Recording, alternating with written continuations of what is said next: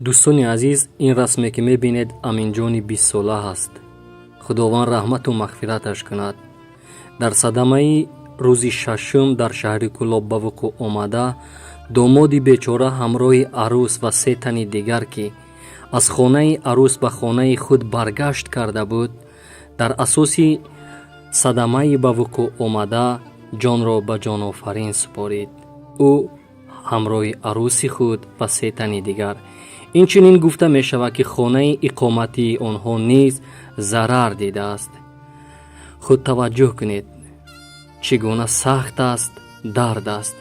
аз ин хотир худованд якояки моро нигоҳ дорад ва ба тамоми мардуми шаҳри Кӯлоби бостонӣ худованд сабри ҷамил ато фармояд, пеш аз ҳама дар оилаи фафтидагон ва зарардидагон.